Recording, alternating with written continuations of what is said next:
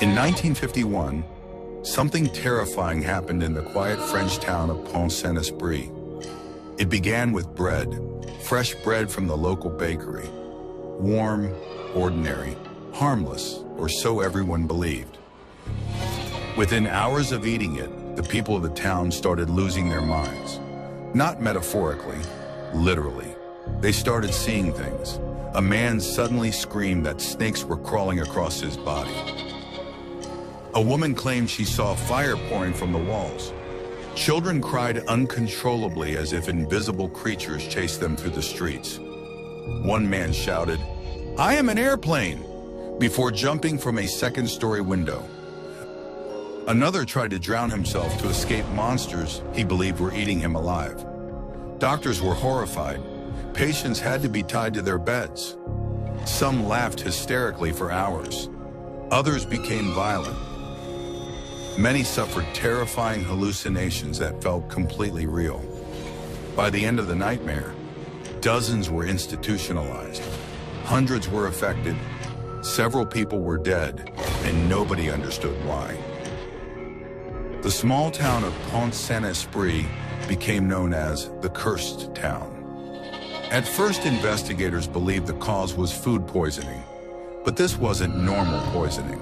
The symptoms were too bizarre, too psychological, too horrifying. Then experts discovered something disturbing.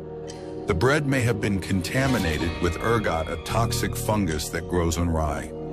Ergot contains chemicals similar to LSD, and LSD itself was still relatively unknown to the public at that time. Some historians believe the villagers accidentally consumed massive amounts of the toxin through bread flour. That explanation terrified Europe, because it meant an ordinary loaf of bread could turn an entire town into chaos. But the mystery didn't end there. Years later, a darker theory emerged.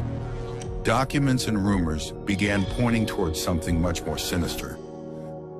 A possible secret experiment connected to intelligence agencies during the Cold War. According to this theory, the people of Pont-Saint-Esprit may not have been poisoned accidentally at all. Some researchers claim the town was used to test psychoactive substances on civilians without their knowledge. The alleged goal? To study mind control, mass panic, and chemical interrogation techniques. The theory became even more chilling because during the 1950s, governments around the world were secretly experimenting with drugs like LSD, especially during the rise of Cold War paranoia. Some believe Pont-Saint-Esprit was one of the earliest hidden experiments. Others insist the bread contamination explanation is the only real answer. And to this day, nobody can fully prove which story is true. Was it a tragic food contamination disaster? Or was an entire town unknowingly used as human test subjects? The people who survived carry the trauma for the rest of their lives. Because even decades later, they still remember the monsters they saw and the bread they never trusted again. But here's the terrifying part. Pont-Saint-Esprit is not the only place where strange mass hallucinations have happened.